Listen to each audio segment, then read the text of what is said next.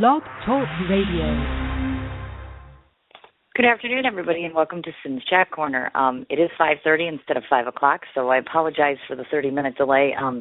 Sometimes in life, when you do what I do and you have 57 people grabbing at you all the time, it's no wonder that you're always late for everything. And surprise, I'm late for the show today. Late for one in which I didn't want to be, especially because of the guest involved. To any of you who live in the local area, you must know first and foremost that Kris Crow's name is synonymous with just about everybody's lips. Everywhere I go, everybody I've talked to, everybody knows him. And the question is, what do we get to find out today besides just the musician part of him, which is what I'm looking to grasp at. So without further ado, instead of letting him wait, let's get him on the line and start talking to him about all sorts of stuff. Is this Kris Crow? This is Kris Crow. Oh, my God, you sound so close. Now I'm really nervous. I'm like, you're like right here. Hi. Hello. Hi. So how are you? Nothing to be nervous about. Yeah, right. It's Kris Crow. Do you know yourself? Trust me, there's a lot to be nervous about. There is. I've been talking about you behind your back for the little time that I had to try to get ready for this interview, and hopefully I'll do you proper justice. But I've been asking people about you left, right, and sideways. Tell me about that Kris Crow guy, you know. So I found out some good things about you. Great things, as a matter of fact. No. So. Yes. It's going to be a long night for you. I'm kidding. It's going to be wonderful. We're going to be great. First of all, I wanted to start out with something that I find is really inspirational. Kris Crow turned 40 years old not so long ago, had this very mammoth birthday party, which I've seen the pictures and heard the ravings of. But one of the things he's done since he's turned 40, for almost 3 weeks now, is he's become a non-smoker. So talk to me about this, because that takes a lot of courage and a lot of perseverance. Well, I decided when I was probably about 38, I said I don't want to be a smoker in my 40s. I don't want to be a smoker in my 40s. My goal was to quit before I turned 40. I didn't mean to ride it right up to the deadline like I did, but that's how it goes sometimes. So, yeah, about 3 weeks in right now, no cigarettes, no cheating after 25 years of smoking. Oh, my gosh. 25 years. That's amazing. I haven't had any real white-knuckle moments, just some, force a habit. I reach for cigarettes that on the table when they aren't there. So. Sure. It's habit, definitely a habit. Was there a personal inspiration for you, meaning, somebody who had gotten lung cancer, or you just got over it, or the expense of it, or was there a particular reason? No, but I did crunch the numbers, and it's thousands and thousands of dollars I'm going to be putting in the savings account this year. So I was smoking 2 packs a day, which is about $15. So I'll be throwing that $15 a day into a savings account, and next year I'll take a little vacation, I think. Oh, my God, good for you. That's absolutely awesome, because I was reading the post, and then I was talking to mutual friends, and I'm like, how's he doing? Is he crabby? Is he difficult? I mean, I imagine in the beginning, I know it was hard. I was a bitch. I'm not going to lie. For the first months, I was a rag. I was real lucky. My fiance whisked me away the first day I quit. She took me to Grand Geneva Resort, and we were going swimming and eating nice meals and getting massages and just everything to keep my mind off it. So that got me through the worst of the first couple of days, and since then it hasn't been too bad. Oh, that's absolutely awesome. I'm glad to hear that. And congratulations, by the way. You should be patted on the back. That is an amazing, amazing feat, and I know how difficult it is. I do, firsthand. You're quite welcome, and I'm praying, and I'm literally praying for you, because I quit 5 months ago, and I got to tell you, I just relapsed the other day. Not a big relapse. I just cheated, and I'm like, I'm so mad at myself. So I'm trying real hard. So, yeah, you should be patted on the back big time, and lots of encouragement and inspiration. So, and kudos to your fiance for doing that, because that's absolutely awesome. Yeah. Great, she's got your back. I like to hear that. Very, very smart of her. Yes, very, very. Okay, so we got so many topics to talk about. I'm just nuts here. So let's kind of start at the beginning. Sometimes when I talk to individuals, I like to go to the root of it and kind of talk about some of the things that inspire you, or some of the people in this case that inspire you. I know that you've said before that Jennifer, your sister, is one of your personal heroes. So talk to me a little bit about her and just why, the impressions she's left on you, what she means to you, and why. All right. We grew up like every other, siblings, punching each other and spitting on each other. Sure. Sometime after, about when she left for college, I still had a couple of years left in high school, and that's where we started to get along, and we have pretty much gotten along ever since. And I was always, for sure the bad child, and she was always the good child. Finishing college, working a job, plugging away every day, being smart with her decisions. And on top of that, as much as she has never once, probably the only member of my family that's ever told me to keep being a musician. I think everybody else, even the ones that are proud of me, at one point or another, had told me, get out, get a job.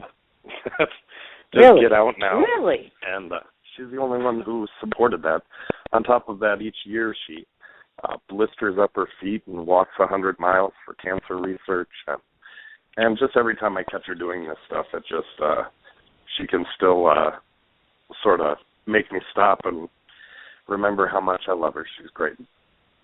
Oh, that's absolutely wonderful. Does she have a creative background too, like yourself?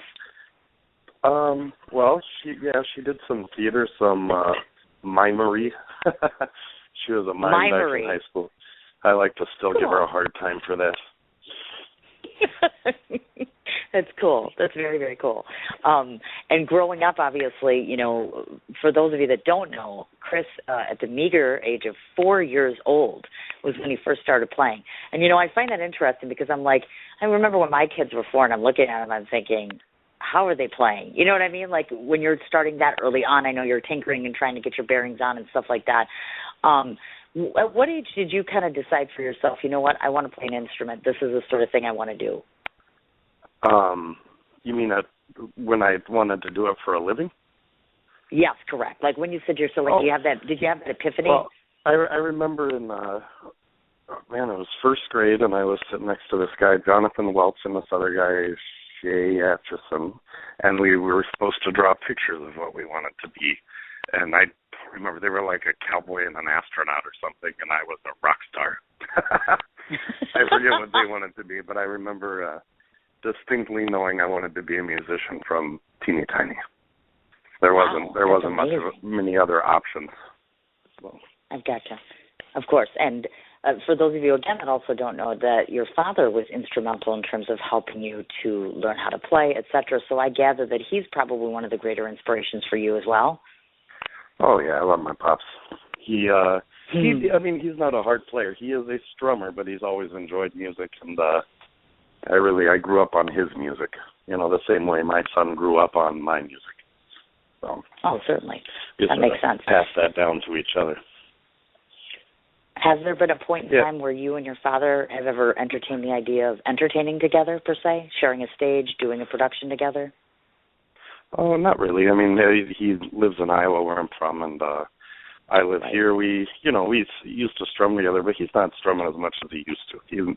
He now has developed a new love, which is VJing. He likes to set up the PA system and the big screen, the projector, and then DJ with the videos up on the wall, and that seems to be his new passion. So he's not strumming like he used to. I gotcha. I understand. And as he gets older, obviously, I'm sure it's more difficult and all that good stuff. That's one thing I like to ask people like yourself. With you playing the guitar and you playing piano, are there any physical challenges that come along with that? Like sometimes people I write too much, carpal tunnel, things like that, permanent sort of conditions. Have you been affected by that? Oh, there's plenty. I have severe carpal tunnel in my right hand, and then I have mild to moderate in my left hand, but I've had that since 2001. Okay. And that's, it's just the posture change, lifestyle change. You get used to that after a while. I really don't want to have the surgery. So I've adjusted to that over the years. You get different things. I tore my rotator cuff in my youth trying to move a piano by myself like an idiot. But nothing, nothing too major. I stretch before I play. I sit as straight up and down as I can. I try and make sure my hands don't feel the hurt. So. I gotcha. And you're young enough, Nat. You're only 40 years old, so you've still got a long enough time to be able to play, and hopefully it won't be too affecting to you. Because sometimes it can be very hard on a musician, definitely, without a doubt. Now, we should talk about one of the first of many things that I'm proud to announce about Kris Crow, and that's, of course, that you're a WAMI winner. First of all, I know that sometimes when I talk to WAMI winners, the first thing they say is, I was totally not expecting this. totally not expecting this. So were you shocked? I mean, was this a surprise? Well, the band that I won that in is called The Erotic Adventures of the Static Chicken. So I was a little surprised they even entertained a band with that name in the category. But they had been doing it for quite a while before me, and I think I joined on for about 4 years, and we had won just when I was in the group at that time. So sure. I understand. It was, I guess I'm kind of surprised, but that group was an institution on the east side for 15 years. They deserve all the accolades they could give. Of course, I understand. Now, on more of a national level, a lot of times this has been said, where, of course, like in my world, you win like an Emmy Award or you win like a SAG Award or whatever have you. Once you start getting accolades, it becomes easier for individuals to get certain things. It gives you this leverage, so to speak. So I guess my question to you is being a WAMI winner, period, does that do you any favors in terms of furthering your career here on a local? Here on a local level, not at all. I think most WAMI Award winners would tell you, and I was part of a much larger group. It's not like right. I went up and got my Kris Crow award, but I do use the fact that I've won one, and I use it out of state where it carries a lot more weight.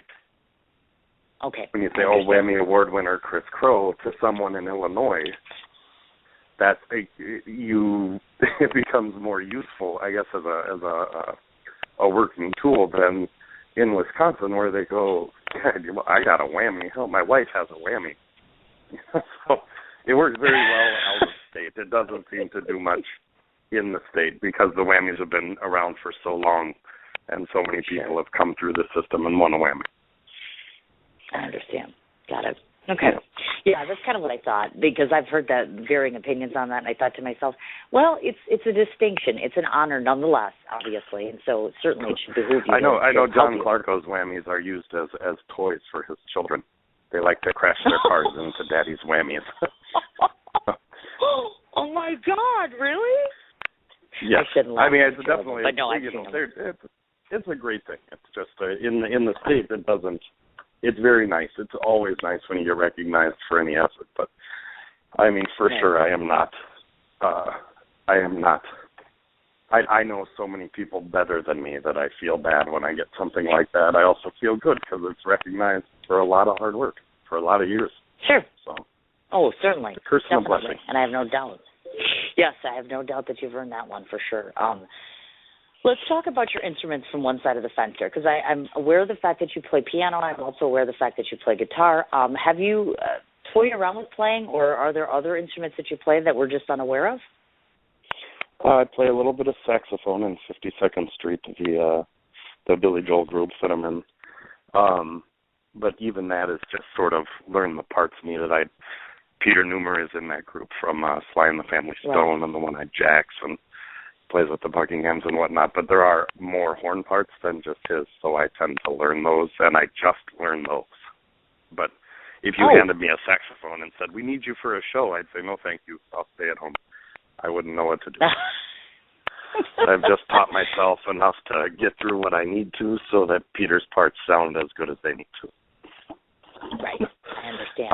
Now, if somebody came to you and they said, hey, we want you to do this gig, but let's say they want you to play something completely different, meaning you'd have to learn an instrument in a few weeks or a month or whatever have you, do you think you're competent or capable enough to do something like that? Because I think you might be, but that's just me. Well, I think any musician is. It's just a matter of time, availability, and worth. I remember my son asking me once if I played Latin jazz, and instead of saying no, my answer was it depends. How much is it paying, and how much time do I have to get ready? Aha.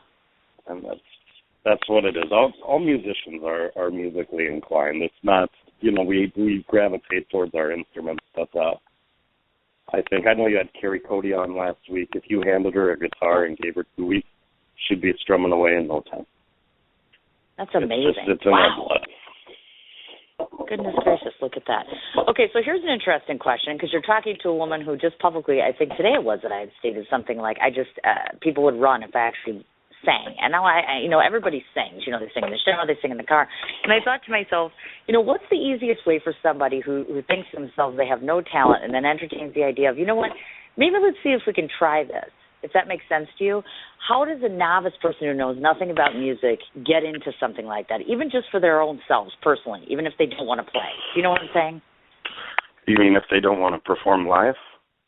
Right, correct. Like if they, for themselves, just want to learn the basics to be able to just sing, like even karaoke. You know what I'm saying?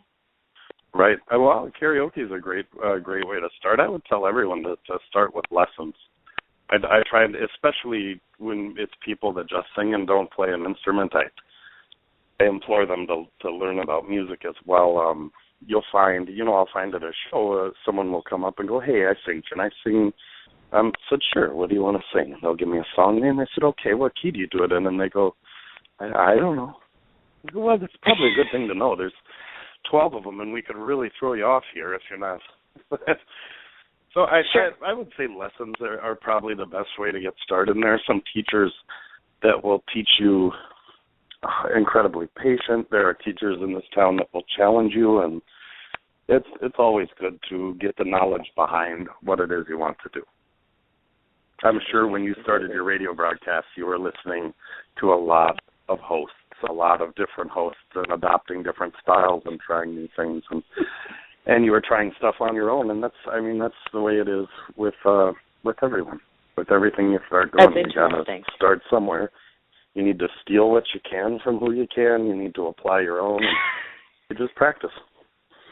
I like that. That's interesting. And that's funny. And I can't answer that question because, no, actually, I wish I could say that I watched all sorts of radio show hosts and did all that, but no, actually, I didn't. I just said, screw it, I'm going to wing it, and I did. I just got lucky. I mean, I had a lot of I had a lot of background in writing and such, and that definitely helps, and I know how to finesse, and I know how to talk people into coming on my show if I ask real nicely. And it just kind of fell together. I just got lucky, that way. I have the heart of an author, so hopefully you all will remember I am an author, not a radio show host. I know everybody knows me by this, but I just like to write, and this gives me a form to write. But I agree with you. I think that there's some amazing, amazing teachers that are out there. In fact, I asked a bunch of your friends last night. I'm like, does Kris Crow teach? Because we think he should. Do you teach? Have you taught? Are you going to? Will you? I remember teaching my neighbor. We sat down for one lesson, and this is when I was in high school, maybe a junior or senior. And he was maybe in 8th grade or 9th grade, and I sat down with him, and I said, he had brought a guitar, and I said, okay, you put this finger here, and this finger here, and this finger here, and you strum. And he said, put them where? And I said, I just fucking told you. And then it dawned on me that I probably shouldn't teach.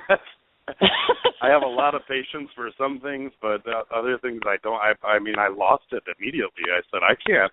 If you're not going to listen, why would I teach? And there's this thing that teachers have that is so warm, and that I even need in my own life that I just don't possess. And it is this. I don't know how they do it. They're tougher than me. They'll have a kid come in, tell them things to do. They'll go home for a week. They'll come back the next week and say, yeah, I didn't do any of that. And the teacher goes, okay, well, let's start on this. And I don't have. That's where whatever that part of patience is the part I don't possess. I understand. If I gave it to you to do, you need to do it. That's what it is. I don't know why you're paying me to tell me you didn't do anything. I like that. That's a very different attitude. Yeah, because we were all talking last night, and I'm like, man, wouldn't he be a great teacher? Because I'm like, he's so diverse, and he's done all these different things, and we're all like, yeah, this would be awesome. And then you come on my show, and you're like, yeah, I had this experience. I guess we're all kind of wrong. We were hoping. We were thinking, yeah, this might be a new direction, but I guess not, huh? Yeah. Oh, well, that's okay. Now, you mentioned, of maybe course, someday. your son. It's been 20 years since I got out of high school. Maybe I'm super patient now and I don't know it, but I don't think so. I'm doubting it. I'm thinking if you're 40 now and you're that way, I'm not so sure you're going to be able to change, but it was worth a shot anyway. Now, you mentioned... There are other things. I've had a dog for 8 years that I still can't teach to sit, and I still try a little each day. Plenty of patience for that. Just not the teaching. Maybe someday. I won't rule it out. Maybe someday. Awesome. See, he gave us a maybe. Now I'm thrilled. See, it went from like it sounding like no to a maybe, so it's a good thing. You were talking earlier about having a child, having a son. Just one child? Yeah, just one son, 16. Okay, got it. So let's say, well, first of all, is he musically inclined? He's very musically inclined. He picked up piano, he picked up guitar, and he likes to work on it himself until he gets stuck, and then he'll ask me for a little, push out of the snow, and then he'll keep going. I understand. So I've really done very little for teaching him. I just sort of get him out of jams when he really can't figure something out. Oh, I gotcha. Okay. Yeah, because, Marcel and I had talked about this, the whole idea of, like him and Sam actually playing together, and, of course, they both were kind of we're doing our own little thing. So do you kind of envision you two being the same way? Oh, my God, right? I know. I just met him in person.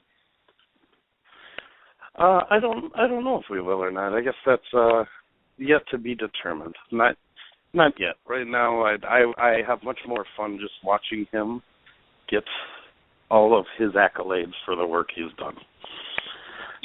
Someday we could do it together, but it would be world domination, and I would feel bad for every other musician. So we'll pass. Aww. I understand, but that's very sweet, actually. I think that's very cool, to tell you the truth. That's nice. I mean, it's nice that you have that musical sort of inclination, and he does, and all that good stuff, and that you're able to hopefully mentor him at some point if you haven't already, and kind of pass along all that wisdom and knowledge that you have, because you have so much experience and so much to offer him. Well, we've talked a lot. I mean, since he was very young. So I guess I do teach him in the respect that I'll teach him with words, and then he goes and works on stuff. But we don't sit down, piano to piano or guitar to guitar and do lessons in the traditional sense. So I'll teach him anything he wants to know. So when he expresses an interest, I try and give him my take on things. Of course, I understand that. Since we're talking about influences in your life, let's go a step further and talk a little bit about, in the music realm, whether it be locally or whether it be on a national level. Maybe tell me some of the individuals from a musical standpoint that inspire you, or people that you've said, I want to sound like or be like, or not necessarily like, but just have influenced how you've played. All right. Well, a number of years ago, I was really grinding away at one piano bar, and it was 4 and 5 and 6 nights a week. And when I got out of it, I was going to stop being a musician. I mean, not some big dramatic thing. I just said, there's got to be more to it than this, because I can't do this anymore. So I gave myself about a year, about a 6 months to 1 year contract with myself that I'm going to surround myself with musicians that I like. And it was that simple. It wasn't great musicians. It wasn't players. It was people that I liked personally. And that was the only contract I had. That was the only rule that I had. So I started surrounding myself with the musicians I liked. And that was, if you look up the Kris Crow band, that was Joe Gorman and Joe Haidt and Rudy Z and Alan Arbor and John Wheeler and the great Joy Bach and Peter Newmer. And I started surrounding myself with them, and then what I realized is it was like it was secondary that I realized I had one of the most talented bands in the state. And it was put together solely by people that I enjoy as people. And I heard you say the words one of. What's that? I heard you say one of, as far as one of the most talented. When I'm thinking to myself, this is one of the talented, and I'm not lying to you. I don't know if you guys have any idea when you're on stage together, when you perform together, when you're all in one place at one time collectively. It's just a superstardom. I know it's probably not a word, but that's the first one that came to mind. I'm like, it's amazing, isn't it? It is. It is very magic, and it's funny to me when we do book shows. It's called the Kris Crow Band, and it's almost tongue-in-cheek, because there's 5 to 8 of us, depending on who else playing, and I am just 1/5 to 1/8 of what's going on. But I'm the one standing up front and yapping in the microphone. So it's my name. It is their talent, and by far, when you get that much talent together when they also happen to be that great of people, the sum becomes much more, than the parts that make it up. It is just a massive talent that not only sits there being talented, but works with the other talent to create something greater. And it's just, sometimes I get caught flat-footed in my own band. I stop strumming, and I turn around, and I go, son of a bitch, these guys are good. Oh, yeah, I got to keep playing. We played Sunday at this company party, and it was that simple, and we knew they wouldn't pay too much attention, but we went and did it anyway, and it was still one of the best shows we've ever done. And I got caught flat-footed 3 separate times in a corporate holiday party show, watching my own dance. Really? That is awesome. That's just amazing. And I know that feeling where you're surrounded by all of this talent. And I've had that happen on my radio show. I'm like, oh my God, listen to where I am right now at this moment. It's kind of awe. Mm-hmm. It's a real spark. It's a magical thing. I know exactly what you're talking about. Kind of not dissimilar to when you watch Kris Crow on stage. Did I just say that? I'll probably end up saying that a couple different times, but it's true.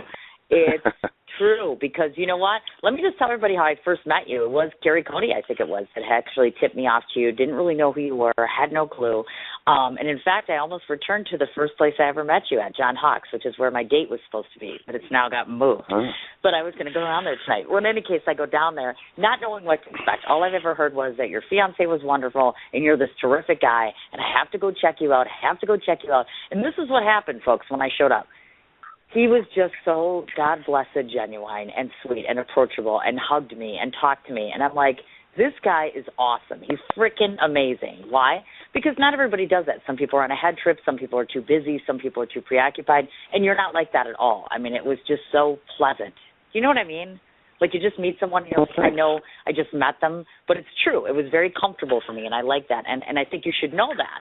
People, and I've heard this from other people. I think if I had more downtime, I'd probably be very egotistical, but I'm too busy to get a big head. There's no time. If I sat around, if I really just thought about the people I get to work with and the opportunities that I've had, I'd probably get a little bit of ego under me. But as it stands, I just don't have time. I got something else ready to keep me humble at all times. That's awesome. Absolutely amazing. Now, one other question relative to your son. Is he parallel to you in other ways as well? Do you find that you're very similar, or is it kind of the typical 16 years old, he only likes half of what I do and lives on his iPad or iPhone or whatever that crap is? Well, he lives on his iPad and iPhone, but so do I. We're both completely addicted to being plugged in. I am famous for texting him on his couch while I'm on mine, saying, get your room clean. Oh, my God. Or, oh, my God. And it's because I know I won't be able to pick his head up. If I say and call him by his name, it's 10 seconds before he looks up. Meanwhile, it takes me 3 seconds to go, clean your room, send. And he always looks up and laughs. He gets the joke. But we've always gotten along really well. We both love our Kansas City Chiefs. We're, I think, the only people in the state that do. Yeah, we always love football. We love football. We love music, and I'm not too old, so I'll jump on the Xbox and play some games with him when he wants to play some games. He will come out and clean the garage with me, or help build the desk in the basement with me. So we take an interest in each other's interests. Terrific.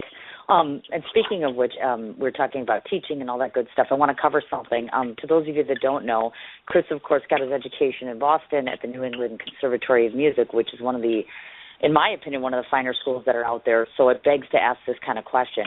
Do you think that you got more benefits going to more of an elite, what I would consider to be more of elite type music school? What were the benefits or some of the fringe things that you've taken away from that have made you a better musician? A better music. Well, I should have stayed longer than I did. Unfortunately, I took off. I would have loved to have seen that out and graduated.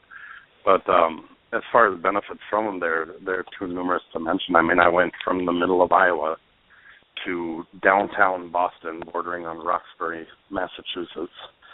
So culturally speaking, that was quite a shock in and of itself. And then.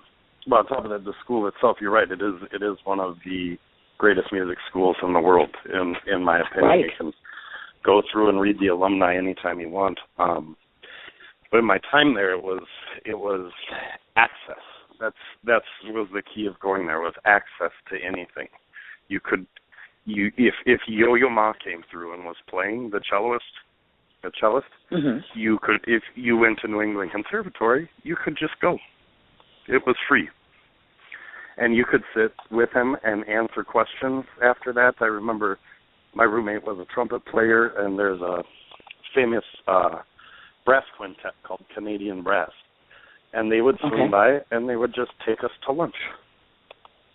They would take him and I to lunch. They would come to get him because he was a trumpet player, and they'd say, bring your roommate. And we'd go eat. So on top of the free meal, I'm talking to these professional musicians, or highly professional musicians that tour the world quite often, and I have access to them. I think Anton Fig, the drummer from David Letterman, I got to go watch him, and I got to watch him do some hand drumming, and I got to watch him do some set drumming and go ask questions of this stuff. And this is on top of, your regular curriculum. You had access to stuff like this all the time. You had tickets to see the Boston Pops or the Boston Symphony Orchestra, the Boston Ballet when you wanted to. And you could do any of this stuff at all times just by going to the school. There were 712 people in the entire university, masters, everything. And so everyone had plenty of time. I know David Arnold he was an opera singer with the New York Metropolitan. He was flown up twice a week to teach myself and one other guy. I can't think of any school where you can get that sort of individualized attention. So it was access to a lot higher level of stuff than I ever could have come across on my own. And one of the things that I've noticed, at least maybe it's just my imagination, because I've asked a number of different musicians, and I'll ask you the same thing. Like some of the individuals that are in town, like for instance Matt Tyner, some of the other great, and I mean great musicians, have very little to no formalized education. They kind of are self-taught. So I just want to get your viewpoint on this. Do you think that an individual can play just as well, be just as successful, minus that sort of education? Oh, absolutely. I think there are musicians in this city, lots of them, who are more successful than me that have never had a formal education. It's like I said, that the school was great, and access to all this stuff was great, but it was so different than the career that I went into. They're both musical, yes, but one would have me singing operas, and one has me playing at the Jazz Estate tomorrow. They're very different career paths. And I think as I wouldn't trade that experience for the world, but I wouldn't say that it particularly helped me be in Milwaukee as a local musician. I understand. Got it. Yep. Because I know I've got my boys, and of course my one son is just learning how to play violin, and we were talking about this, and I'm like, Joe Ketchum has started teaching him, and I was like all excited. I'm like, great, honey, we're going to learn this. And after 3 lessons, and Joe's a terrific teacher, by the way, but after 3 lessons, it was kind of like, okay, well, I don't want to practice, and I don't know if I want to do this, and maybe I want to get into singing now, and I'm like, it's difficult, I mean, you're like, really? I had no be like, what's your problem, kid? What's going on here? Really? Come 3 on. weeks? 3 weeks? That's your big effort? Come on. I was bummed, too, because I'm like, I got a great teacher. I looked all over the place, and I'm like, this is going to be awesome. And it was kind of like a letdown, man. I'm like, really, now you want to sing? And I'm okay with that. If they want to do artistic anything, I am way on top of that. I'm like, that's awesome. But I'm like, 3 weeks? I'm like, you made us get this violin, and the kid's sitting here, and he's like, okay, Mom, next thing. I'm like, okay, whatever. I think that's a kid thing, though. I don't think it's the instructor thing. I think they just kind of, they either want it or they don't want it. I mean, I think that's just right. Could be me. Right. What can I say? A lot of people, especially piano. I have a lot of people who come up to me, and I didn't start playing piano until after I got out of New England Conservatory. So I'm very not classically trained at piano. I'm all self-taught. And I have a lot of people come up that they haven't played since they were 12, but they took 7, 8 years more lessons than I have, and they like to come and point out how I do everything wrong. But the one thing they all say is, I wish I had stayed in piano. I wish my parents had made me stay in piano. And I hear that more than maybe anything else. Oh, I used to play piano like you. I wish my parents had made me keep doing it. I hate it. I wish they had made me. And one of the things that I wanted for my daughter was to play piano. That's interesting. And, I've talked to other people, and some people, they pick it up really well, and then some people are just so challenged by it, and they're like, I just can't do this. You know what I mean? And piano is a beautiful instrument. Oh, my gosh, the piano, the violin, obviously the guitar, which, you've mastered quite well, saxophone you mentioned and such. I think each instrument has its own challenge. And I think that, anytime you can master at least one, if not two or more, in my book, you're like a flippin' maestro. Again, I'm I don't know about that. Every musician, I tend to be pretty pragmatic. I know what I do well, and I know what I need work on. But the key is I do it all the time.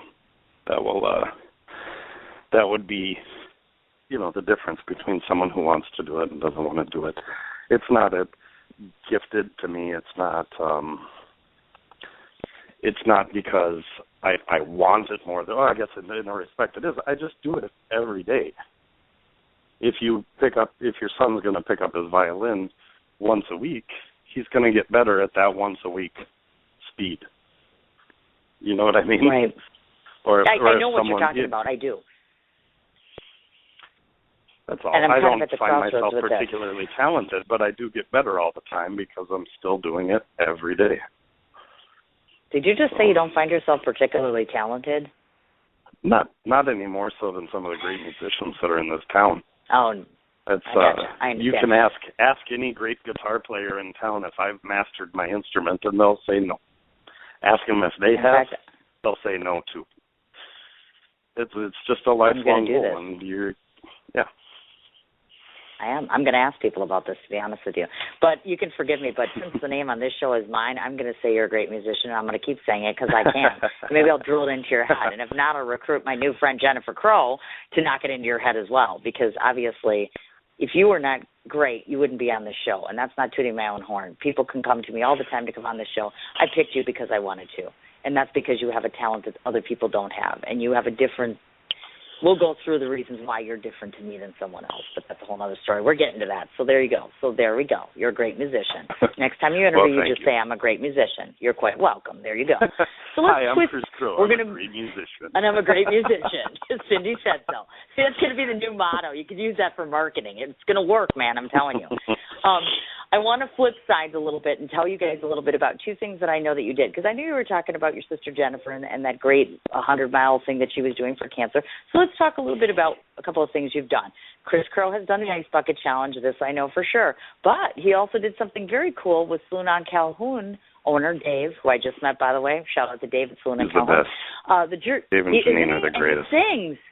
I know. I went to the bar last night for open jam, and there's Dave, and I'm like, what are you doing here? He's like, dude, I sing. I'm like, no. And he's like, yes, I do. And I was just shocked and What bored. did he sing? So kudos to Dave. I have no idea. Do you remember what he sang? I came in like the last. Was it Turn the Page? You know what? I don't know. I got to ask Gabriel because I only got there in the last half hour, and I must have just missed him by like 10 minutes. So I'm like, darn it, I didn't get a chance to hear him. But I'm told he sings very well, so I have to make sure that I corner him to sing for me because I'm like, oh my God, he does do well. I can't get him to sing with any of my groups. So the fact that he went down there and did it makes me happy. See, this is good. Now I'm going to have to kind of harp on him a little bit to do this. But this is awesome. And I think that it's really cool, the Saloon on Calhoun, and I'm going to say this because Carrie Cody just had her fundraiser. I was present there on Sunday. They hosted that. They hosted you for the Jersey Challenge for ALS. They've done a number of different things for live musicians and also for fundraisers. So kudos to you, Dave. Number one fan. And I'm brand new, I got to say. The depth of their heart is mind-blowing. Their really? hearts I know, are right? just so deep. They just give and give and give time, money, effort, anything. Dave showed up to do this walk with me, this ALS walk, in my full Packers gear. He showed up and said, him and my friend Trisha both showed up and said, we just don't think you should have to do it alone. We know why you're doing it, and it's a good thing, so we're doing it with you. That's awesome. Absolutely awesome. That's cool, yes. So this begs, of course, for me to ask the question. Certainly, of course, you're doing this fundraiser and you did the challenge, et cetera, and you raised quite a bit of money for that, in excess of over $2,500. So tell me rather a little bit about, I guess I'm curious, is there a personal link or a reason why you chose ALS? And also, have you done other relative charity things for other charities? Well, yes, I do. Each year I change what I do the Jersey Challenge for. And for those who don't know, it's essentially I'm a lifelong Kansas City Chiefs fan. And for some reason, you people up here cannot get that through your skulls. You just can't comprehend it. So each year when the Kansas City Chiefs have their bye week, their week off, I raise money. I say, how badly do you want me to be a Packers fan? Because I will come to the saloon on Calhoun for a certain amount of money, and depending, and it's incremental from there. For this amount, I will come play halftime at a Green Bay Packers game. For this amount, I'll do it in a Packers jersey. For this amount, I'll put that stupid rubber cheese head on. And for this amount, and this year was ALS because there was such a great sweeping movement with that ice bucket challenge, and I think you can get more done. You want to give to everyone, but this seemed like such a big year for them. Anything that could help, if they could put a dent into ALS. Mine was a little different because I wasn't going toward research. This year was, last year I guess now, it was for people that are suffering from ALS, because the average cost of someone with severe ALS is $200,000 a year per person.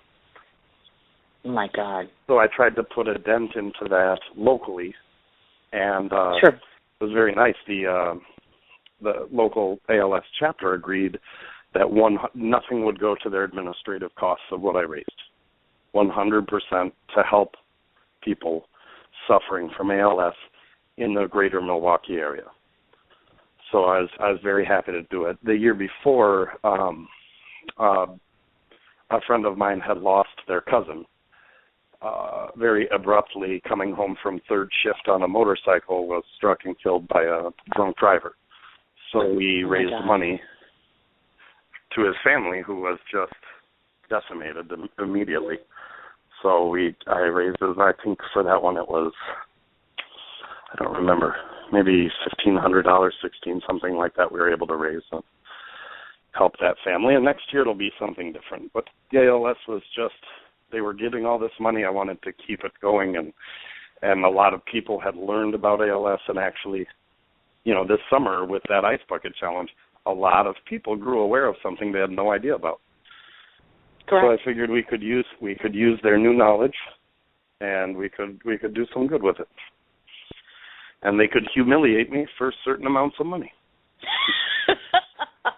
I love that mentality. I do. I thought that was absolutely amazing when I saw that. And I thought to myself, you know what, that's great. You have such a great sense of humor about everything, and that you're willing to go above and beyond. And I love that in the Milwaukee area, so many people do. They go above and beyond for charity and things of that nature, and I think that's absolutely amazing and wonderful.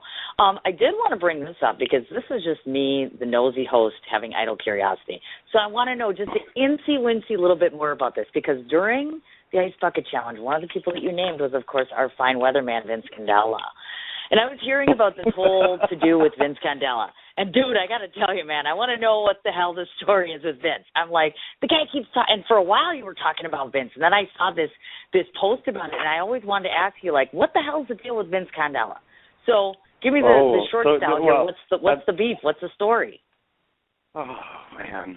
I love Vince. We're good friends. No, I'm just kidding. About a year and a month ago, it was the 9th snow apocalypse. Stay home, don't leave your house. It's starting at 6 p.m. Right.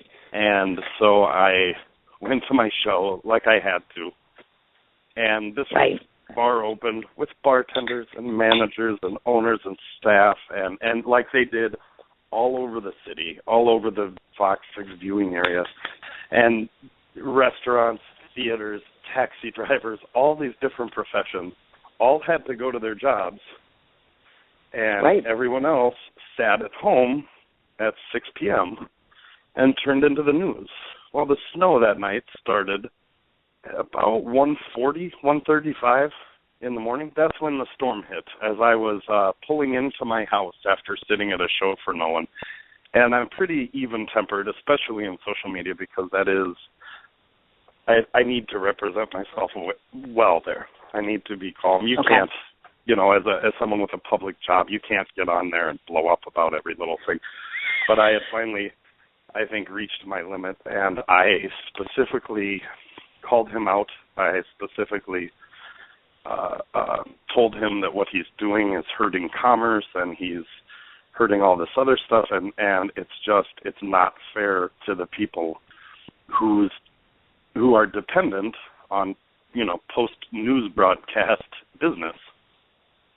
And that it's one thing if you're off by a couple hours, but when you're off by 7.5 hours, you're Right. killing commerce in your own town. And Oh, sure. I shouldn't have been as strident with my words as I was, but I was.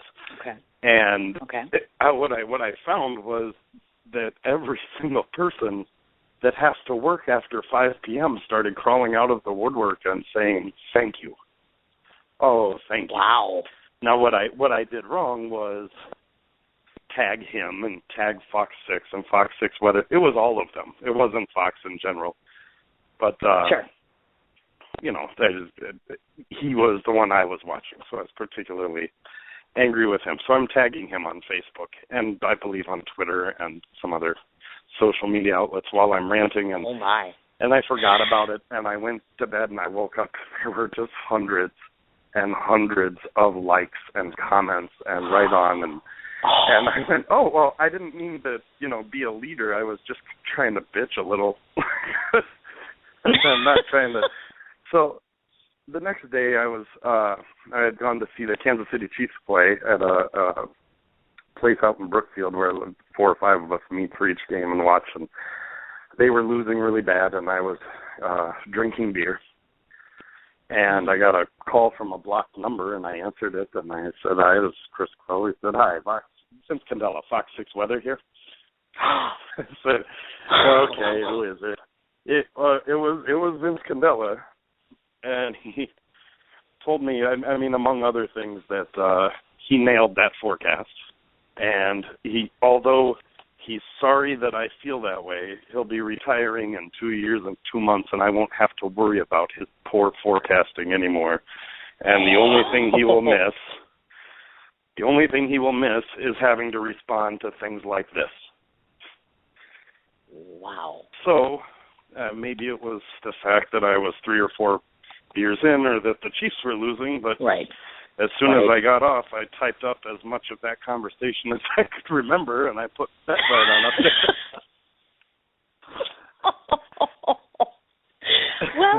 Well, now I know. Look at that. My gosh. So that was that. And I think none of it really made me mad. I mean, it makes me mad. It's business, and I hate watching these. We're musicians. We're not rich, but we can get by missing a few shows here and there. There are bartenders and cocktail waitresses and everything else that are dependent on stuff like that. I mean, 2 days off could kill them, could wreck them, and so I was just mad from that perspective. But what made me the angriest was how every time I would tag his name, he would systematically untag himself, but never acknowledge. So after that, I just would tag him here and there, just to see if he's still going through and weaseling his name off of things. So this summer, I extended an olive branch and said, hey, I have this show on the roof of the MAC. Why don't you come up? We'll look at the weather together, bury the hatchet. Never heard from him. And then I played on Fox 6 a couple months ago, and I was trying desperately. Joe Height was actually helping me. We were racing through the studio trying to cut him off, and we were walking. But he disappeared down a side door, and that door locked behind him. So I gotcha. I understand. I do. Oh, my that's goodness. Well, that's a lot of telling radio me. Now time I know. to explain the one time I was a real asshole. I just wanted to ask the question. That was just idle curiosity as far as that goes. So I wanted to know. So thank you for satisfying my curiosity. I appreciate that. Someday we'll be BFFs. Yes, there you go. I have every hope that you too. And I'm going to gather he didn't do the ice bucket challenge either, did he? No, he just systematically untagged himself. Look at that. How ironic. We're not liking you right now, Vince. Okay, now I'm not going to say we. I'm going to say I don't like to hear that. And you know why? Because Bart Adrian goes to my church, and I like Bart Adrian. You remember Bart Adrian? He's awesome. He's fabulous. Goes to my church. Super nice guy. Absolute Facebook friend of mine. I'm like, I got no problems with him. So that dude. I've never had a problem with any of the news personalities. I think they've all just been great. I just had that one problem, and they seem to have gotten a little better this year. It seems like right. The East Coast is now the Vince Candellas. They're the ones screaming about 5 feet of snow right. and it's 8 inches. But right. I know. It happens everywhere, and unfortunately, at the bottom line of their job is ratings, and it's not always them. There was Chris McGinnis was a meteorologist with ABC here for years. He's out in Oregon now, but he was so good at coming out and saying, you know what, it's going to snow, and you know what else? Relax. We've seen snow. Be careful. Don't be stupid. Have a good night. I mean, he was great at that stuff. And just no one's really, those are the people that we should be rallying around. So. Definitely. I agree. All right. Well, let's talk about something a little more impressive. Kris Crow. Let's go back to him. Okay. Instead of talking about Kris Crow the musician, we're going to talk about Kris Crow the man, because that's what I had said. One of the things we want to cover is actually talking about you. And I've said this 100 times. And every time I talk to somebody about a musician, and it could be a musician, actor, whatever, they always get this heightened sense of, that's not really a person. Like, until I did, I interviewed Reverend Raven, and so I'm like, oh, my God, did you hear that, people? He cleans the litter box. He does normal stuff. You know what I mean? A lot of times you guys are kind of put up on that pedestal. So let me just tell you a little bit about what I learned about Kris Crow by sneaking on his Facebook page and talking to other people, because that's what I had to do. So there is a personal side to you, so that's a good thing. First of all, I've seen your dog, and that dog is beautiful, and it's a snuggly dog. That's what I would call it. It looks like one of those dogs that you can, put into bed and snuggle with you. I thought that was very cool. I have 3, but one of them we call my gumat, my lady on the side, my gumat. I have 2 others that are irritating, but I love the one, Hazel, the yellow lab. She's my lady on the side. Oh, that's cool. Do you have other pets or just the dogs? We have a tortoise, too. It's kind of like a zoo in here. Why am I not surprised by this? 3 dogs and a tortoise. Okay, I like the tortoise. Definitely a bonus. One of them hasn't. The one bad one hasn't started barking yet since we've been on the phone. That's a good thing, because my cat's been prancing around my kitchen. Jam is running around like a bat out of hell. She's jumping at things that don't exist. I don't know. She's either excited, lack of attention, or she's hungry, because she's wandering around her. It's because I'm not paying attention to her. I'm on the radio right now, but she doesn't know that. Yeah. I've noticed you were an avid fan of Stephen King, the man I want to retire because I'll never be a good author until he leaves. He's fabulous. And I'm just curious, the attraction of Stephen King. This was my fear, because I think you were talking to Carrie Cody about the likes on her page, what the different things she had liked. Yeah. I just tend to click on those whenever they show up. I like Stephen King. I used to read a bunch when I was young, but I wouldn't call myself. Okay. Probably anything on my likes or interest page is just stuff that showed up, and I said, sure, what the hell. Oh, darn it. Now I'm going to ask you our question. I don't mean to cut your legs out from under you, but I'll what's that? Now I'm going to be going down this list yeah, Kris likes this stuff. And he's going to be like, dude, not really, because it was just a play. Let's try it. I'll tell you outside of social media if I really like something or not. Okay, this is a good thing. One of the things that I noticed and I read on your page, and this I know to be true because I myself am doing the same thing. I don't know if you're a big fan of, but I have a whole radio show, which is Biker Relatives. So one of the things I do is I interview the cast of Sons of Anarchy, which just ended this year.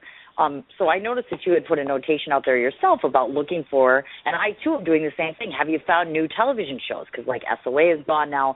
Some of my other shows have left, Boardwalk Empire.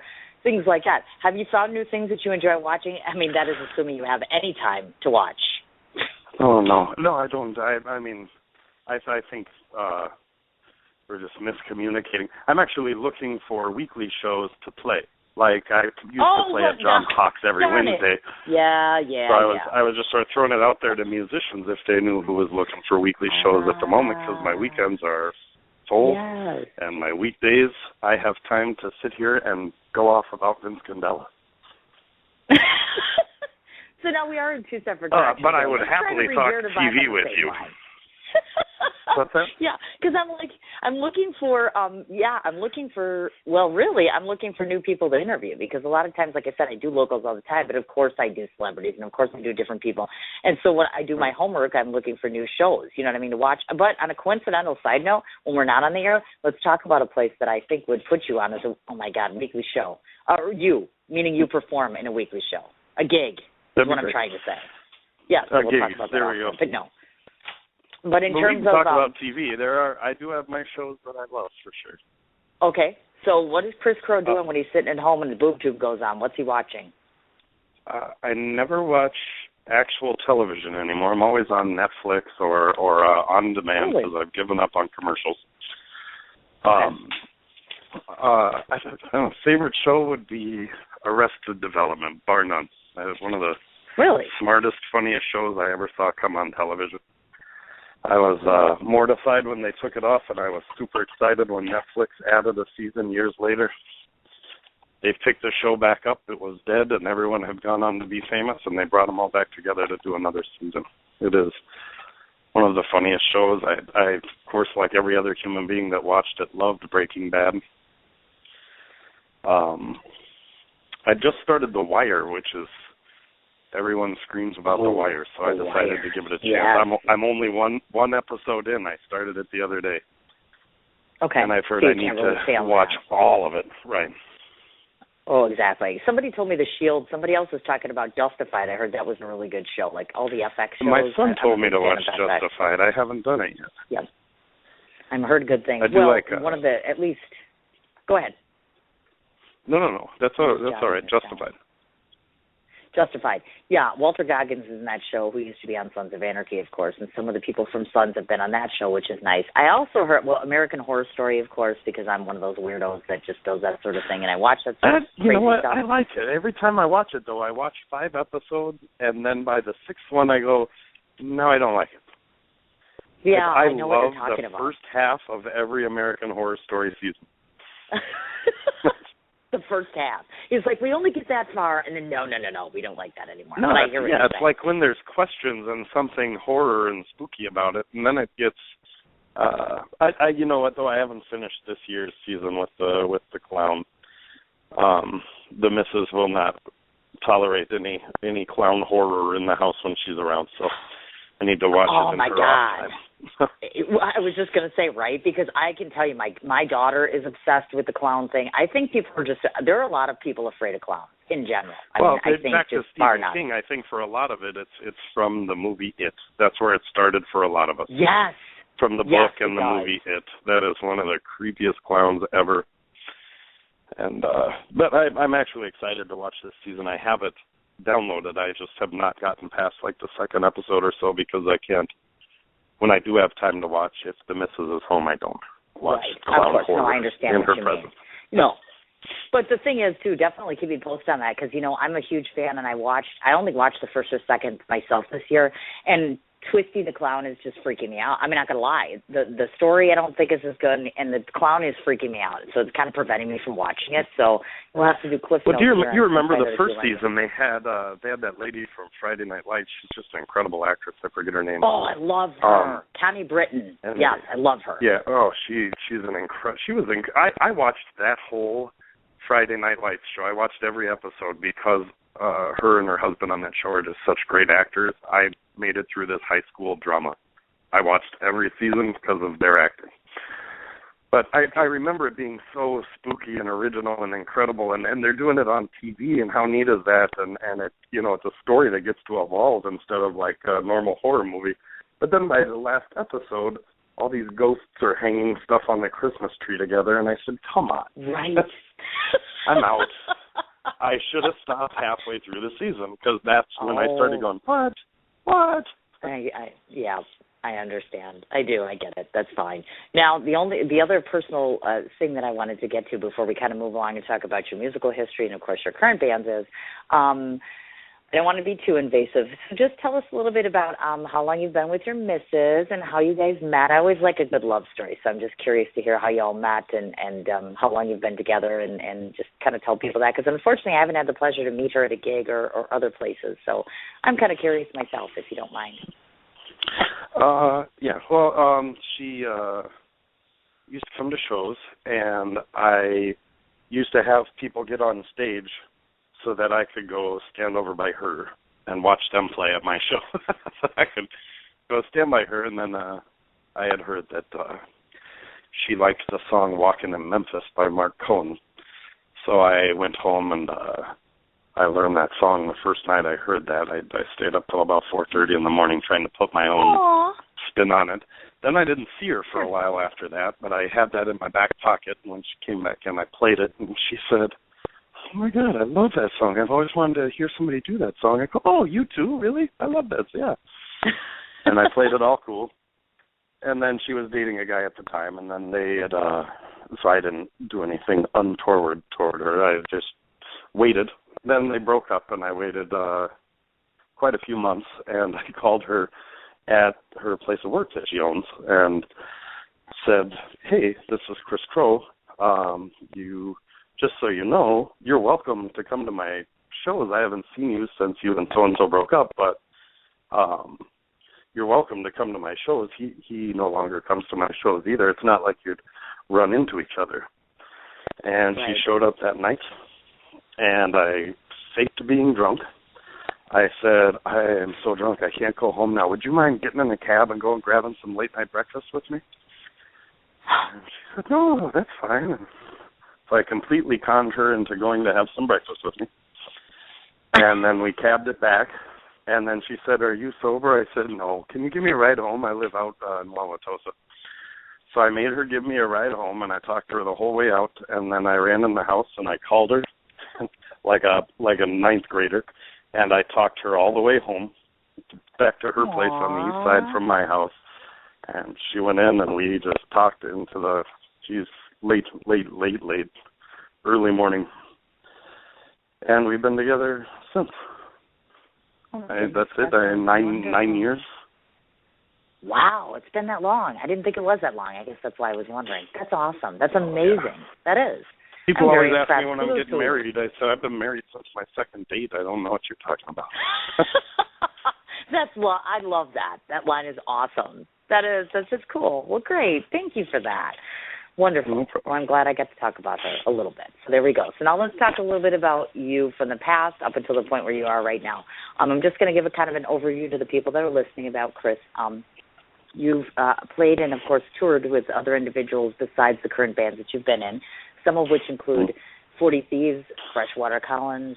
You've obviously played with the Prince Experience, which we notated before, and as well as touring with the Westfall for 8 years. You've played at various venues in Milwaukee, such as Zoo a la Carte, Potawatomi Casino, Milwaukee Harley.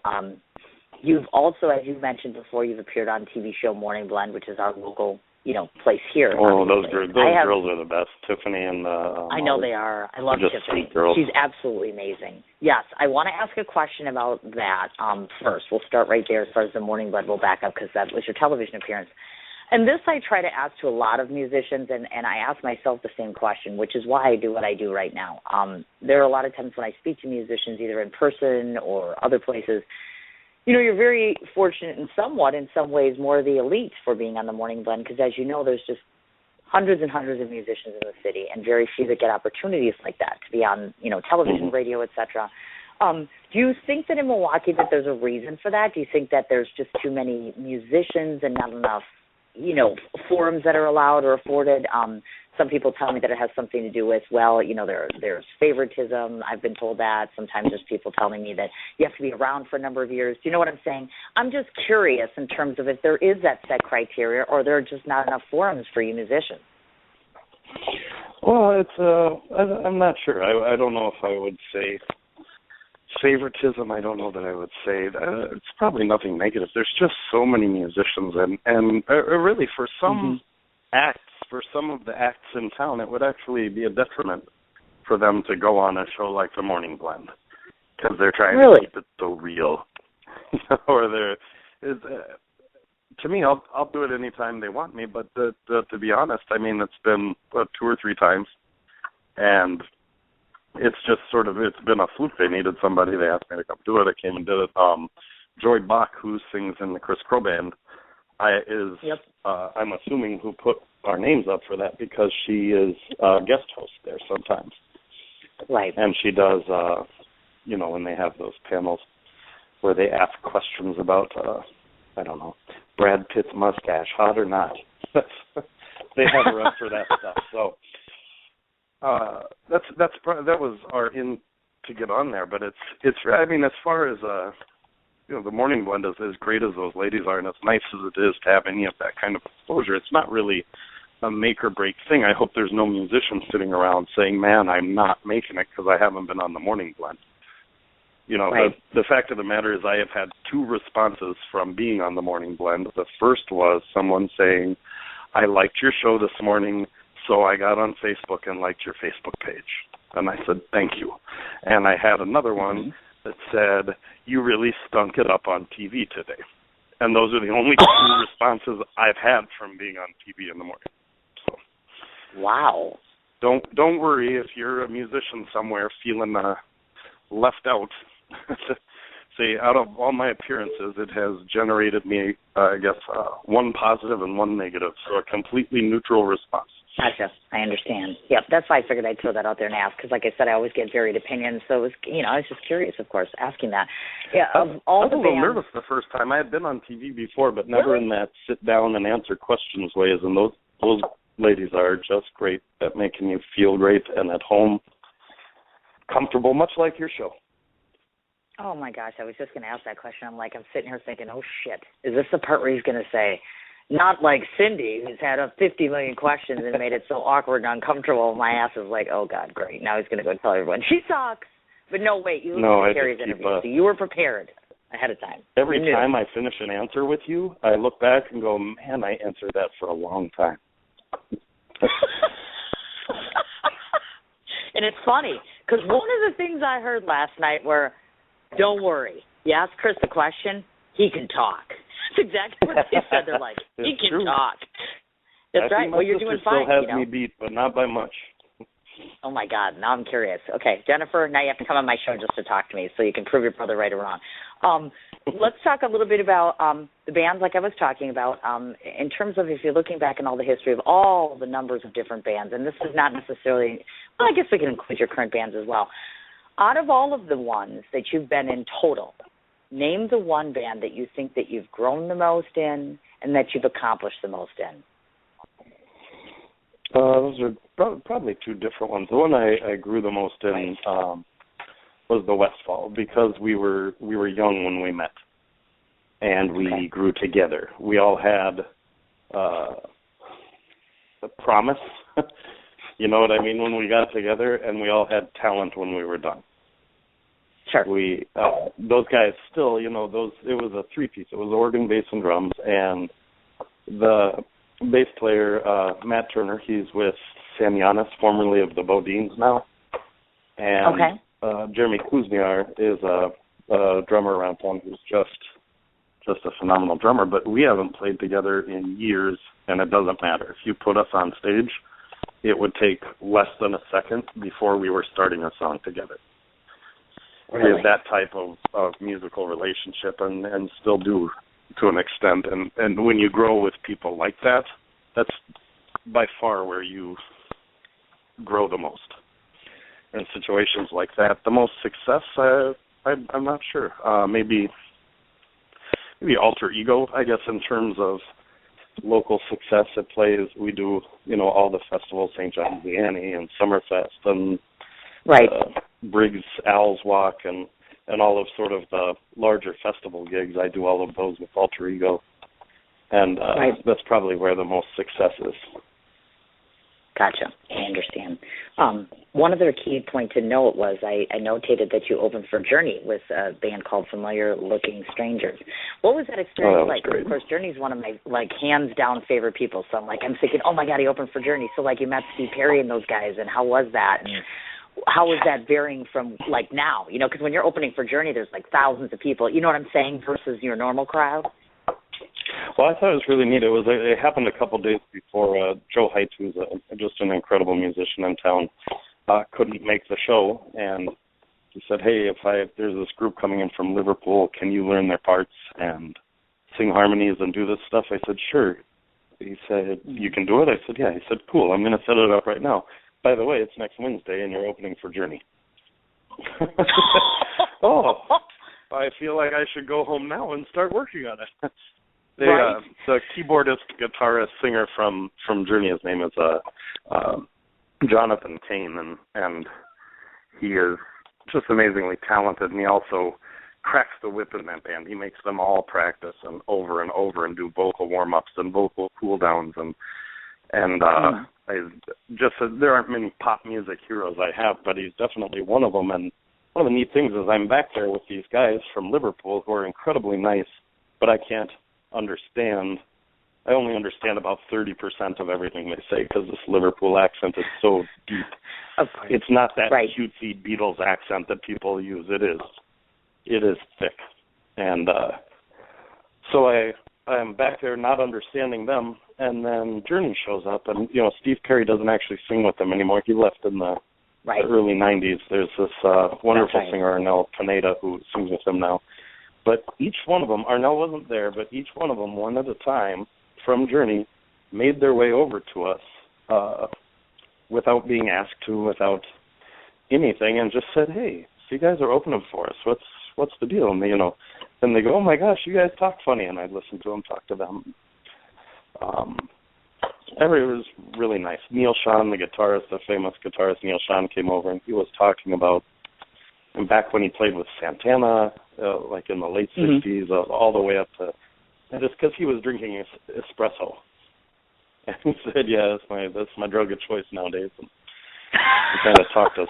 Which is cool. And yeah, when he tells the story backwards like he did from the espresso back to the late 60s, it's a tragic story. When you reverse it, it's real nice how he pulled it together. But when he told it in reverse chronological order, you're going, man, it's just getting worse and worse. But Jonathan Kane made his way over, and I clammed up. I don't get celebrity shy. And I completely clammed up, and I was nervous. And there was this incredible photographer, Devin Simpson, who was photographing the event for this group from Liverpool. And she kind of just elbowed me in the back towards him, and I went up and said, hi. I said, can I get my picture with you? And he goes, yeah. And we put our arms around each other, and I looked at him, and I said, you're like the me of Journey. And he started laughing, and she snapped that picture that's up on my page right now that I'm sure you saw, the black and white one. Yes. That is currently printed up and is going to get framed and go up in my studio. It's going to be the first picture I put in the studio. Yay! Very, very nice. Okay, I got two more things for you before we get to your current bands. The first of which is just to give a backstory. Your hometown is Des Moines, Iowa. You have also lived in Indiana, Arizona, and Chicago. You opted to move here in 1998. So what I'd like you to do is just kind of tell our listening audience how you ended up going from where you were and then deciding that you wanted to live here in Milwaukee. Okay. I went to, Chicago, Boston. Yeah, you got them all. Indiana. Yep. I had left Indiana, South Bend, to go to Phoenix to take care of my mom who had breast cancer. And my sister had been taking care of her for a couple of years, and I went down to put in a little bit of time. So I went down, and while I was down there, one of my friends from high school, Jerry Nugent, he's a phenomenal actor. He's in the Milwaukee Repertory Theater, the Milwaukee Rep. He had gone to Marquette after high school, and we always kept in touch, but he called me down in Arizona when my mom had just gone into remission again and said, I'm doing this thing. I'm going to be an actor here. So I went and rented a house, and I can't afford it. And I said, oh, well, my mother's in remission. I'll come up too. I mean, it was that simple. It was, sure, I've visited you there once. It seemed cool. I'll do that. So I moved to Milwaukee. Wow. Really? Yeah, stayed there for a while. Yeah. It was just it like was that. It just sounded too simplistic. Yeah. Oh my goodness. Let me Let me ask you, in all the places you've listened to, okay, Cindy, try that again. Of all the places you've lived, I've listed Chicago's an absolutely wonderful place to be. Arizona, I haven't been. Indiana, I hate it. I would never go back there again. That's just my personal opinion. I wouldn't go back to Indiana either. Thank you. So I'm glad to hear that one. Thanks. Is there once you've been in Milwaukee now, because obviously you've been here about 15 years or so, do you ever regret that decision and think to yourself, yeah, maybe I was better off staying where I was, or are you grounded now here? No, I'm definitely grounded now. If you're asking my favorite place to live, it's as I get older, I just want to be back in the country outside of Des Moines, where I was raised. Nice. However, as far as being successful, you can't be a successful. This is the best place for me to be successful, and I like Milwaukee. Really? So I'm quite happy where I am. Yay! Good. If I were to retire, if there wasn't being a musician on the table, I would be right back 20 miles outside of Des Moines. That's exactly where I would be. I get you. And are your family roots It's a great place to be raised. It's a great place to raise children, and in between, while you're trying to grow up, it just sucks being in Des Moines. I bet. From about 18 to now 30, it's the worst. Really? Now, if I were to they're ask doing the better rest of now. your family, At my age, yes. What's that? Well, right. I was going to say. Now, do they all live here? The rest of your family in Milwaukee, no, or are they my back sister, in? my sister's split in up? St. Louis. Okay. My dad and his wife are in Des Moines. My mom passed on, and that's it. I got a pretty small family. My aunts and uncles are all spread throughout Iowa and Minnesota and Arizona. I gotcha. Okay, so kind of spread all over the place. And that's kind of tough, I know, when your family's all over and all that good stuff. And what's their reaction to your success in terms of, were they kind of thinking to themselves this whole time along, well, like you had said, some had some friends and some other people had said maybe give up. So is it kind of sweet success for you in terms of, yeah, I said I wasn't going to quit and here I am now and look at me sort of thing? Do you know what I'm trying to say? Like, here I am? I think everyone probably has a certain percentage of screw you to their success. Bingo. I remember my 7th grade choir teacher when I auditioned for swing choir telling me that not only was I not making swing choir, but she couldn't keep me out of general choir, but I might want to consider it. So there's always a certain level of screw you to her as I go along with my career. But my family, my family is the best. It's very small, and they're just incredible people. I'm always interested in what I'm working on nowadays, and especially now, I'm 40 years old and I'm still doing it. They've given up telling me to get a job with benefits. So because you're not going anywhere, this is what you're doing. Yes, I understand. And now they've jumped on board, and they're real interested in what I am doing and how I'm doing it. And my sister never stopped though; she was there from the beginning. You're a hero, and justifiably so. Yeah, we like Jennifer hero on this show. We do. We like Jennifer. Jennifer, we like you. We do. At least I like you, and Kris likes you. We'll get everyone else to like you too, though. That's awesome. Now, I think you should have. I think you should have a segment on each of your interviews going forward called "Do You Know Jennifer Crow?" Every show, like yesterday, Hi, when I was interviewing the mob wife. Star of Sons of Anarchy. Do you know Jennifer Crow? I should have said that to Big Ange yesterday. Do you know her? Do you know Jennifer Crow? Because if you don't, you should. Because according to Kris Crow, everybody should know Jennifer. I would tune into every single show you did if it went that way. Really? I don't even watch get a lot of Sons of Anarchy, and I listen to everyone if you ask them about Jennifer Crow. I'm just continuing with this because I know it's killing her right now. She is sitting in St. Louis maroon from her hairline to her toenails right now. Well, word on the street is apparently no one seems to know Jennifer Crow. It's just, hi, I'm Kris Crow's sister. She has no identity. Like, no identity. She's just Kris Crow's sister. Wow. Ouch.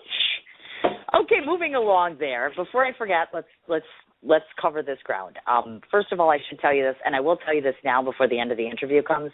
I tried probably, 10 times to download your song, and it's not letting me. So my guess is the format that you're sending it in is not comparable for the Blog Talk Radio. This has happened a couple other times with some of my musicians, and I'm disappointed because the song that you sent me is beautiful. So what we need to do when I'm off air. It is free on YouTube as well. I was just going to say, when we get off the air, I want to have you send me a format that works, and then this way then I can put it on the show. So at the tail end of the show, when people listen into it, they'll hear the show. I mean, they'll hear the show. Of course they'll hear the show, but they'll hear your song. They're just not going to be able to do that today, and I'm bummed about that because I like the song because I have listened to it more than once. Thank you very much. I'm going to give a rundown. Thank you. I'm going to give a rundown of all of your bands, but the one thing that I wanted to ask you about, which I think is so cool, because, of course, to anybody that knows Kris Crow, they know that he plays in all different kinds of bands that play all different sorts of music. The one thing that surprised me about what you play that I would have never guessed is opera. Oh, well, that, yeah, at least back in college, according, yeah. Thank you very much. So I'm impressed by that. In fact, I'm like, okay, to me, opera is one of the coolest things in the world. So I have to ask Kris Crow, why aren't you playing it anymore? Because I like it. Can you please? Because I like it. Well, I'm like, it's so infamous. I don't know. I never really enjoyed it. I enjoy listening to it. I didn't enjoy performing it. It is, now probably more. It would be fun to do more of that. More of the professional vocal again, especially now that I'm not smoking.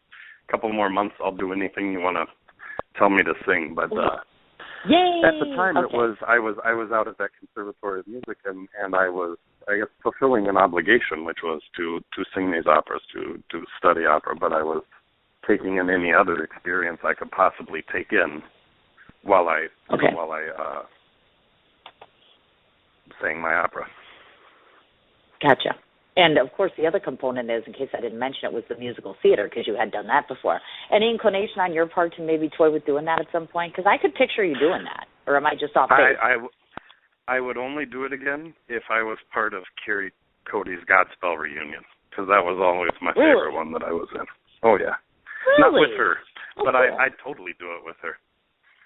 We could get Gabriel on that, too. That would be awesome. That would be like a three-way there. Carrie Cody, Gabriel Sanchez, and you. That would be awesome. I would like that. Let's work on that. Just because I have nothing else to do. But let's work on that. I'll put that on my podium list of things to do. I think that'd be awesome. Which brings us to nowadays, your current and present bands. So everybody listen up, because I'm going to talk a little bit about all the bands that he's in. And when I say all the bands, listen to this rundown. Of course, like I mentioned, I met Kris Crow. He was solo, all by himself, just the guitar and himself. Wait, that's a lie. You were with somebody, weren't you? Now that I think about Joe it. Gorman. But that was the Kris Crow duo. Right. Yeah, that's it. So the Kris Crow duo. Then we have the Kris Crow Band, which is, of course, they play a combination of both rock and blues and, of course, classic rock. And that's, of course, inclusive of Joy Bach, Joe Haidt, Rudy Z. I love my Rudy Z. Alan Arbor, Joe Gorman, and Pete Neumer. 52nd Street Experience, which is, of course, all-inclusive Billy Joel hits. Tony Goff, one of my favorite people in the whole wide world. During that, of course, he played Festa Italiana. I love him. I love Festa Italiana. I'm like, oh my God. That's a surprising amount of the same people that are in the Kris Crow Band. Right? Isn't it shocking? It's like parallel, or like overlap. Junior Gomez is the drummer in there, and I just look at the musicians I get to play with. It's mind-blowing. Exactly, and it is mind-blowing. I get to play shows with Alan Arbor and Junior Gomez and John Clarko on a regular basis. I might be the luckiest musician in town. Yeah. I would have to say you probably are. And then, guess what, folks? There's more. He's got, of course, the band Alter Ego, which is, of course, performs rock and roll, and something along the lines of, I thought was cool, is like they do Queen, they do Maroon 5, the Doobie Brothers, because nobody I hear does Doobie Brothers anymore, which is awesome. Yep. And then, of course, we have the Dream Jack Band. Again, some of the same overlap. You got Joe Haidt, Alan Arbor, Joe Garman, and John Wheeler. Those things. He's also been a part of the Prince Experience, of course, once again, highlighting guys such as Gabriel and Rudy Z and Junior. And coincidentally, people, Junior Gomez just told me last night he's coming on my show in March. So excited. I cannot stand it. I love getting, your entire radio studio will be so overflowing with positivity from one of the greatest people I know. Right, because that just get around Junior when and it comes start to you. smiling before you even talk to him. Right. You just get a big grin on your face. I know. He's amazing. like last night already when I was saying I'm doing Kris tomorrow, he's like, amazing. That was the key word all night when I talked to him after the gig. He's like, he's amazing, he's amazing, he's amazing. And these people, this is the way they are. They talk about you. They talk about your knowledge and being able to read music, being able to, just the technical side of music that you understand so very much. People say this about you. They were talking about, like I said, you got a big mouth and you talk and you talk and you talk. They didn't use that word, but they're like, he'll go on and on and on and on and on. And that sort of good stuff. They've also said it's been a joy and an experience, both a joy and an experience playing with you on stage, knowing you off stage as well, which to me always signifies that I've picked the right people to come on my show, because that means, you know, when people in your fellow realm talk about you that way, I find that to be probably the best compliment, because I can toot your horn all day, but I'm not a musician and I'm not in your field. Definitely. It truly, truly is.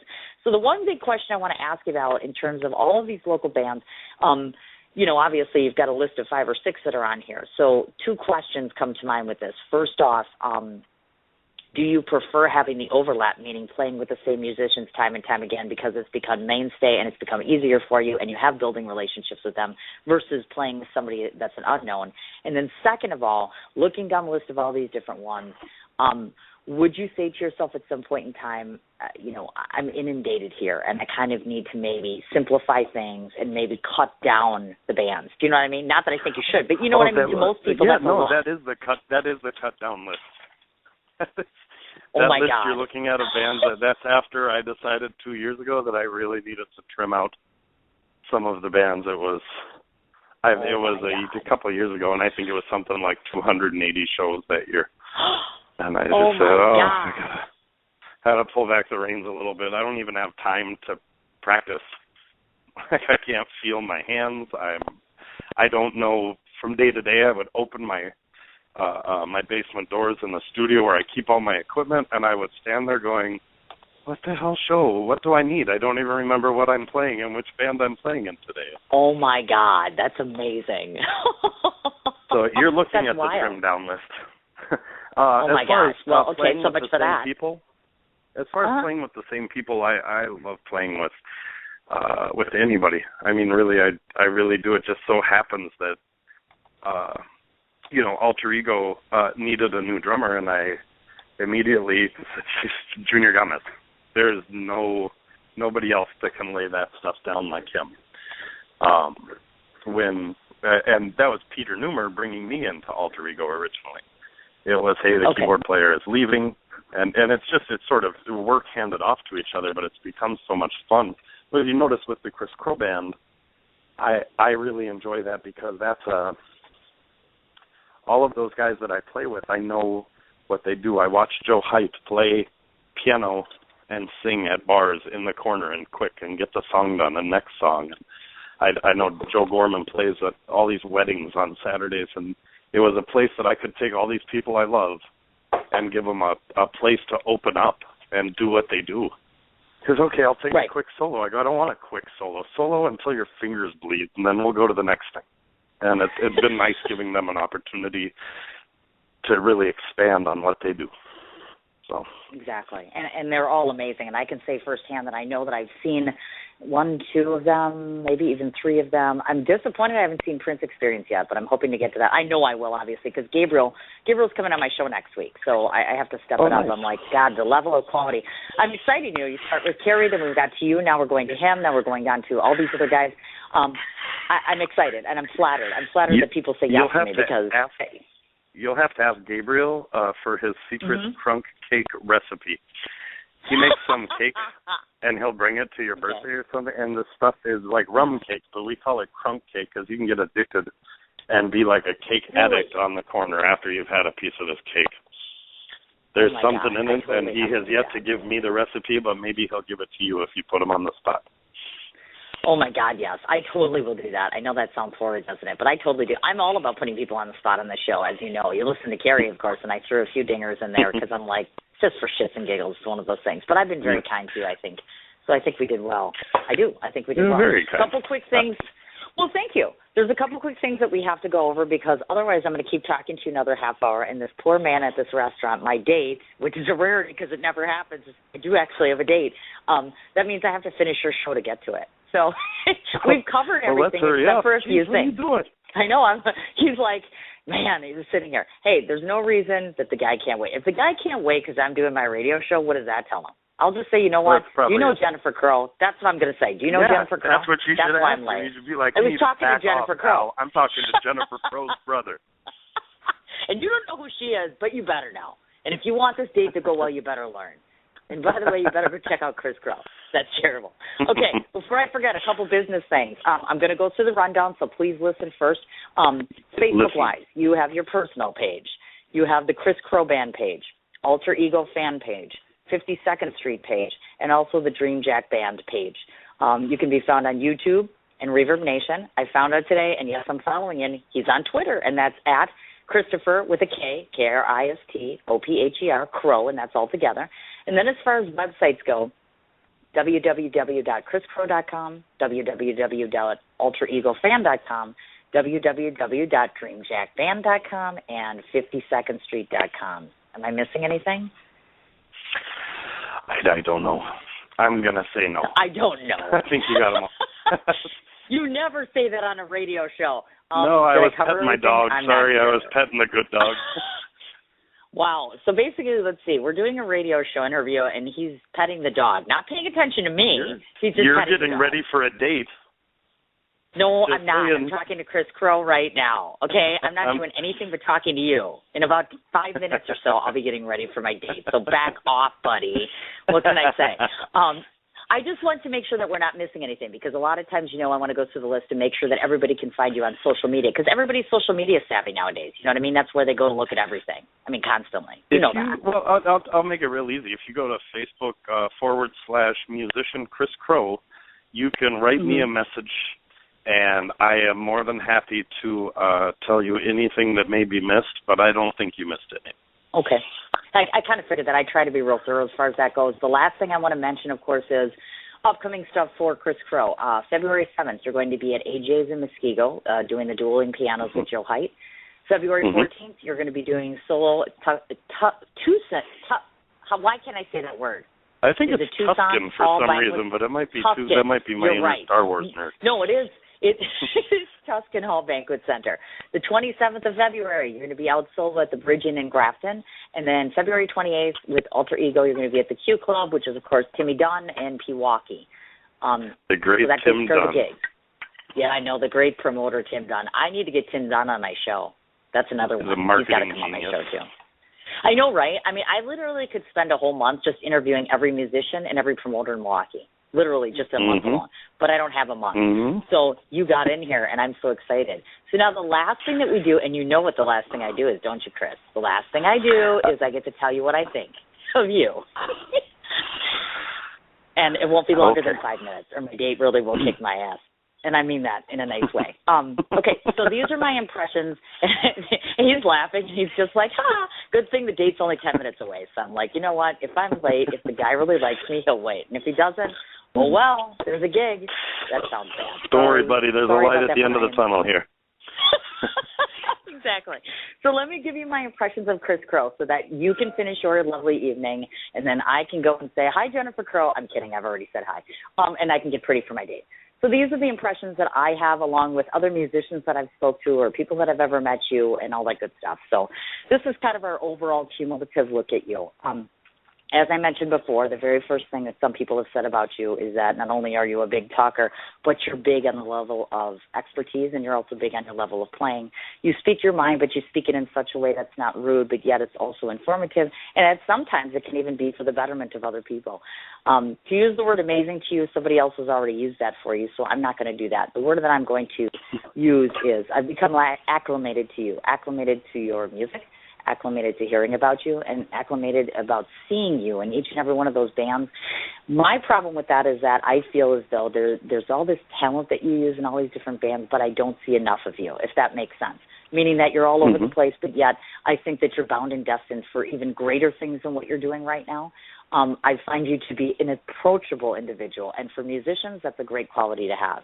You have humility, that goes without saying. The fact that you surround yourself with so many, and I know personally because I know most of the people you know, people of the same platitude, if for lack of a better word. You're just you have this group of elite people that you surround yourself with, and that says one thing about you. That says that you must be truly a terrific person because you are a reflection of the people that are around you. I've watched your audience. I've seen the people that watch you perform, and I have to tell you that every single person that walks away has that same, the way you're talking about with Junior and people responding, they smile. They respond to you. They laugh at you. They laugh with you. And from what I can tell, people get a sense of, I want more of this. You leave your audience wanting more. And sometimes that's a musician's greatest hope, and sometimes it's more or less like, I don't want to keep going. I notice some musicians tire. But you don't. You seem to never tire of making fun of yourself, making fun of silly things, making a fool of yourself, and all for good purpose, which I like. I like the fact to some degree that you keep your personal life to yourself, but that must mean that the woman that stands next to you must be fantastic, and she must know how wonderful you are already. I personally, one of my goals for this coming year, yes, she is. One of the things that I want to do this year for sure is I feel very bad and embarrassed that and I admitted today, I didn't know all the things and projects you're involved in. So one of my personal goals for this year is to advocate you more, to support you more, to be present more, and to watch you grow more. I think that that's very important for me as far as that goes. The last thing that I want to leave you with, which you might like because you mentioned the breast cancer thing, is I just interviewed Big Ange yesterday, and one of the things that, touches her heart is she had a very dear friend that passed of breast cancer. The grandmother to my children passed from breast cancer, so I'm going to be putting a contest together that's going to be for the benefit of breast cancer involving Ange's wine, so I'm really excited to announce that. So I thought I would let you know that I will be keeping you in mind when I do that because I was unaware that it touched you. And the last thing I want to say to you is thank you so much for touching me and so many other people in ways that you probably don't even know that you do. I think you're a splendid talent, and I think you're a wonderful guy, and I really appreciate that you took the time to come on the show. Well, I had an absolute pleasure, and thank you for having me. Yeah. Really? Are you kidding? You gave me a chance to just talk? Everyone's always trying to shut me up. This was wonderful. Hey, trust me, I love to talk. And trust me, if I had a good another half an hour, we'd be talking for another half hour. But like I said, this guy's kind of cute, and I actually might want to do this. And I'm sure that, I do have to run out and actually spend some time with the guy. But definitely, like I said, I do want to make it a point to spend more time with you. And certainly know that if you ever need to promote anything, if you've got another, if you put something together like CD-wise or otherwise, or even if you just want to come back and shoot the shit, you can come back anytime. You have an open invite. That sounds great. I appreciate that, Cindy. Hey, you wonderful. You have a wonderful day. Hold him to a high standard, but don't be too hard on him now. Do you think? I'm going to cross my fingers. Really? You think so? He passed the first test. He's still there, right? He's still there waiting? As far as I know. First of all, I haven't checked my phone because I've been talking to Kris Crow, and we've been talking about who's that Jennifer Crow girl. Okay, sorry, enough about that. Okay. I'm going to kick you off my studio so I can go get beautiful in 10 minutes and get the hell out of here. But we will touch base afterwards about the song, et cetera, and go from there. But you have a wonderful evening with your better half, and thanks again for coming on. Thank you, Cindy. Anytime, dear. Have a good night. All right, you too. Thanks. Bye-bye. All right, kids, that was the fabulous Kris Crow. And when I say fabulous, I meant that, and I meant every word that I said. Personal thank you so much to everybody that was listening tonight and making it a point to supporting Kris, as of course I'm sure he appreciates it as well as I do. The support for the show has been amazing. Once again, you can find him on YouTube and Reverb Nation, Twitter at Christopher Crow, Facebook pages, the personal page, Kris Crow Band, Alter Ego Fan, 52nd Street, and Dream Jack Band. And then as far as websites, we've got chriscrow.com, 52ndstreet.com, dreamshackband.com, and alteredegofan.com. We're all set for that. Just to keep everybody up on a heads up, since Canadian Connection, we have the Canadian Band with Jeff Penny tomorrow, and that's going to be tomorrow at 12 o'clock Central Standard Time, so please tune in for that. Special thank you so much to Chris's sister, of course, Jennifer Crow, who's not only now my new friend, but thanks for listening to our antics and putting up with the both of us. And once again, Kris, thank you so much for all of your support, and thanks so much for coming on the show. And we'll talk to you guys tomorrow. I'm off to Beautify for my date. See you then.